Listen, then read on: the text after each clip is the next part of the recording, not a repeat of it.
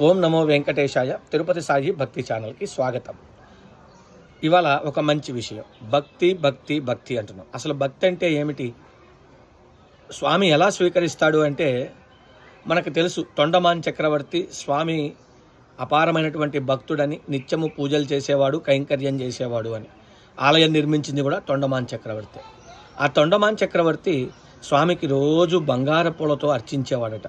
అర్చించి తిరిగి ఇంటికి వెళ్ళి మరలా గుడికి వస్తే ఈ బంగారు పూలన్నీ పక్కకు ఉండి పాదాల మీద ఒక మట్టి పువ్వు రోజు కనిపిస్తూ ఉండేదట. మట్టితో చేసినటువంటి పువ్వు.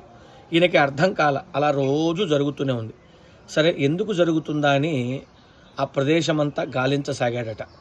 అలా తిరుమల దిగిన తర్వాత ఒక చిన్న గ్రామానికి వెళితే అక్కడ కుండలు చేసుకునేటువంటి ఒక కుమ్మరివారు. ఆయనకి స్వామి అంటే అపారమైనటువంటి భక్తి, స్వామి మీద అపారమైనటువంటి పూనిక.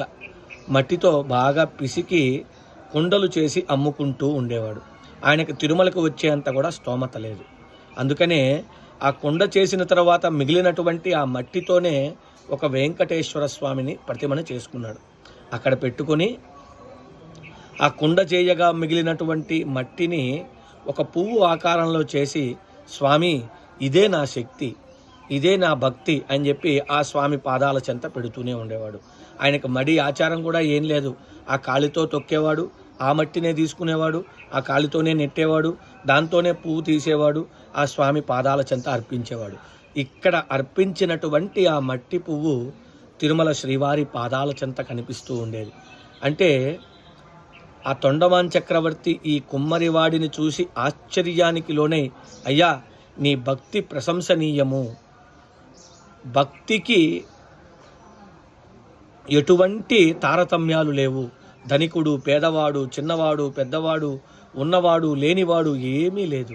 నిజమైనటువంటి భక్తిని, నిజమైనటువంటి పూనికని స్వామి మీద కానీ మనం ఉంచితే మనం ఎక్కడ ఉన్నా సరే మన కోసమే స్వామి వస్తాడు అనడంలో ఎటువంటి అతిశయోక్తి లేదు.